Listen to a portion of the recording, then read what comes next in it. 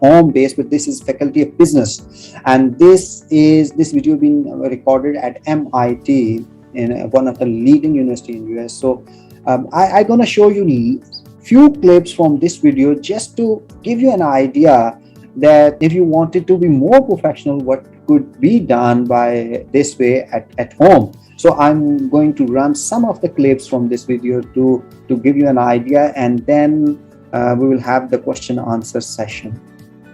Now, so I'm going to tell you about my studio setup. Look over here, you can see components to it. There are three main components that to set up the studio. Even me, like principle doesn't change if it's the smaller setup or it's the larger setup or commercial setup. The number one, hardware; the number two, software; and number three, setup. Hardware, what we have discussed: the camera, the lighting, the mic, the computer, and all these things belongs to hardware. The software, sometimes you need specific softwares for editing your videos or something like that. You have to go with them. That can be more professional for your lectures. Later on, you can first you have to record, then you can drop them out. You can use different type of sound effects or background music. All these things can be used by using some kind of softwares. And setup, for sure that in the last, once you have hardware and software, you need to set up, you need the place that all things belongs to. These three principle would remain same even you are going to set up for a commercial or you are going to set up for the home setting. Software and the setup itself. So let me start with the hardware. This is a list of all the components in my home studio.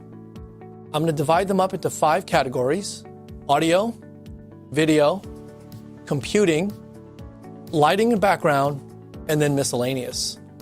This is part of a larger spreadsheet that is in the video description, so you're welcome to take a look at it at your leisure. It contains links to every single one of these components from the various different vendor website. And by the way, I'm getting no kickbacks or payouts or sponsors. I also want to point out that there's a diagram number in this particular spreadsheet. I want you to pay attention to that because that's going to... And finally, the last one is the desk that I'm using that's adjustable in terms of height, going up and down.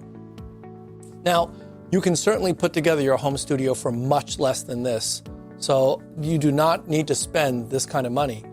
In my case, I wanted to build a studio that was capable not only of delivering online lectures, but it would allow me to edit and produce videos because, again, solo operation, we're not sure how long the pandemic is going to last. I want to be able to do this in a way that can be sustainable over a period of time. Now let me show you a diagram of how all of these components are connected. This is really a wiring diagram that shows pictures of every single component and how they're all connected and the kind of connectors that you need. If you do this, eventually you're going to learn the difference between a USB-A, USB-B, and a USB-C connector. And it's important to understand those distinctions because you're going to need to buy additional cables to connect them all. Now, let me just give you a tour through each one of these components. And if you want the details, again, take a look at the paper that Sean, Brian, and I co-authored. I'm going to go through each one of those clockwise using the item numbers that you have on the previous slide. Let's start with component number 1. That's a Stream Deck. This is a device out of the gamers community that basically allows you to put in a single key press multiple functions. So this is what allows me to switch from scene to scene in a seamless manner just by pushing a button. Number 2 are the monitors.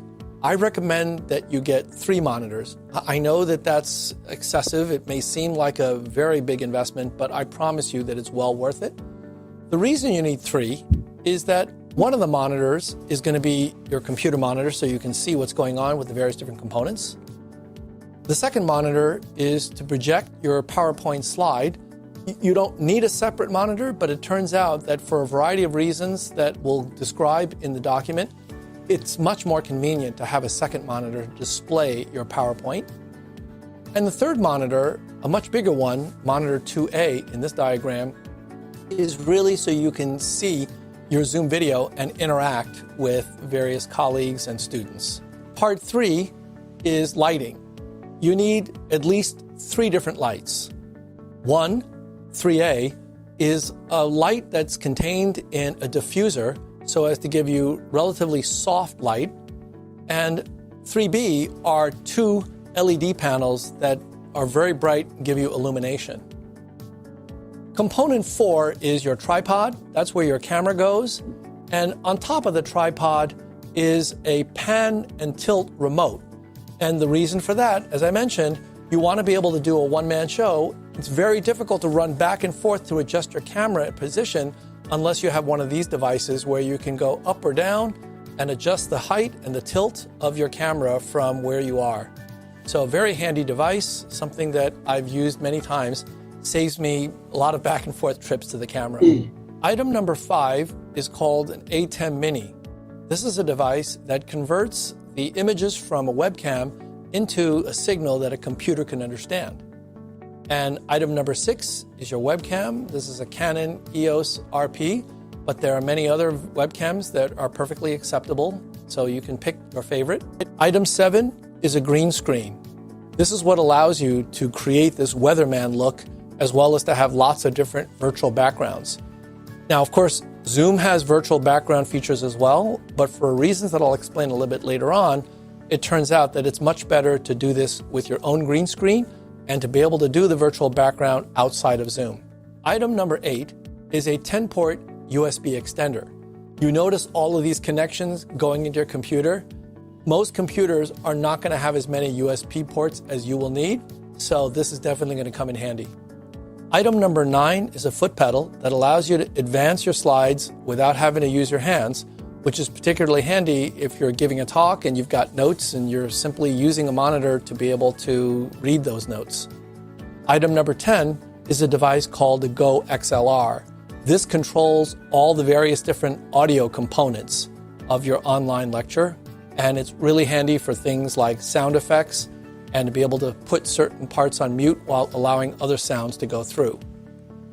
Item number 11 is the uplift desk that allows you to move the desk up and down to various different heights. The reason that this is particularly handy is because sometimes when you're giving a lecture, you want to be standing, but if you're doing a Zoom meeting for several hours during the day as well, you want to be seated, and in that case, you can move the desk down to your seating level. Item number 12 is a document camera. This is particularly handy if you want to show specific documents, you want to do writing or drawing. You have a document camera right here. This is my remote control. And if I had some equations that I wanted to do, some derivations, I can simply write on this. Item number 13 is the wireless microphone that I'm using, as well as the charging port for the batteries. This is a really expensive mic, but I have to tell you, it is phenomenal. It's wireless, which allows me to move around without any issues, and the sound quality is just really excellent. Item number 14 is a Wacom tablet input device. I don't use it much, but for people that like to annotate on their PowerPoint slides, it's actually pretty handy. Item number 15 is Bose computer speakers.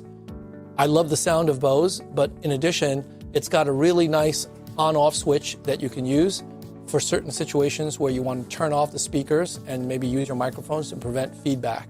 Item 16 is the most expensive part on this list, the desktop workstation. Part of the reason it's so expensive is because it's really built to do not just online lectures, but video editing as well. So it's got a large amount of memory, solid-state drives, and it's completely sound insulated, so it's absolutely silent. You'll hear no fans or other noise coming out of it. Item 17 is the mouse and the slide advancer. I'm using the Logitech Spotlight remote, which is particularly cool for online lectures because you can do this. If I want to spotlight the conference monitor, I can show you this. Or if I want to go back and show you the Stream Deck, I can do this. So I would propose that you get all of the components working the way you want it first, and then figure out where you'd like to have everything positioned, and then purchase the cables that you need. And last but not least, item 20 are in-ear monitors. You see, I'm wearing them here so that I can have direct input from the system into exactly what it is that I'm outputting to all of you. The reason that that's important is actually a behavioral fact. So it turns out that After doing a whole bunch of Zoom meetings during the course of a day, I realized that my voice is completely hoarse. And at first I didn't understand why until I started watching myself and listening to myself as I interact with people online. And I noticed that when I was listening to them through the speakers, I would raise my voice somehow to match theirs. It's, I guess, a human behavioral trait that we're in conversations with other people, we try to match volume so that we're not louder or softer than they are. And because of the way that the room echoes, I end up speaking much more loudly than I otherwise would and really end up making my voice hoarse after just a few hours of speaking. And so when I use these in-ear monitors and I turn off the speakers, it turns out that my voice lasts that much longer. Now that we've gone over hardware, let's talk about software. So that's all from this presentations. The reason behind about this video, showing you this video, because they have discussed very good ideas about this one. And two, I want to discuss with you. One, I forget to tell you about the green screen is one of the best idea. This is just simple, a green cloth, and you can put or hang up on your back screen. And by using this green screen, you can you utilize your image in a multiple dimension. Like you can run later on in the video editing, you can run a specific lecture video on your background, and you can use this green screen in a many way. The second important thing in the end, if you are using the speakers, like so it is creating the echo, so your voice can be louder than usual. It can make you tired very easily, so you need to be careful with your audio equipment, with your mics and your speakers, and everything need to be set up clearly over there. So that was all from today's session, and I hope it would be beneficial for all of you, and you can learn something that is very, and if you are not able to buy everything, even sometimes you already have some equipment, and by using these techniques you can improve your lecture quality, you can improve your video quality, and you can go ahead with this one.